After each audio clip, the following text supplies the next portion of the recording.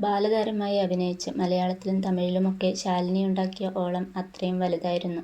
നായികയായി തിരികെ വന്നപ്പോഴും അതുപോലെ തന്നെയായിരുന്നു. അനിയത്തിപ്രാവ്, നിറം തുടങ്ങി മലയാളത്തിലെ സൂപ്പർ ഹിറ്റ് സിനിമകളിൽ നിറഞ്ഞു നിൽക്കുമ്പോഴാണ് തമിഴിലേക്ക് പോകുന്നത്. അലൈപായുതേ എന്ന ചിത്രത്തിൽ മാധവന്റെ നായികയായി അഭിനയിച്ച് ശാലിനി ഒത്തിരി പ്രശംസിക്കപ്പെട്ടു. തമിഴിലാകെ 5 സിനിമകളിലേ അഭിനയിച്ചിട്ടുള്ളൂവെങ്കിലും ശാലിനിയുടെ ജീവിതത്തിൽ വഴിത്തിരിവുണ്ടാവുന്നത് അജിത്തിനൊപ്പം അമർക്കളം എന്ന സിനിമയിൽ അഭിനയിക്കുമ്പോൾ ഉണ്ടായ സംഭവമാണ് താരങ്ങളെ പ്രണയത്തിലേക്ക് എത്തിച്ചത്. അജിത്തിന്റെ കയ്യിൽ നിന്നും അബദ്ധത്തിൽ ശാലിനിക്ക് പരിക്ക് പറ്റുകയായിരുന്നു.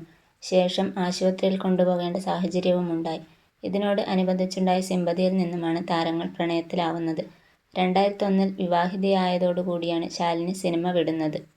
തമിഴ് സൂപ്പർ താരം അജിത് കുമാറിനെ വിവാഹം കഴിച്ച് മലയാളത്തിൽ നിന്നെല്ലാം മാറി ജീവിക്കുകയാണ് നടി ശാലിനി.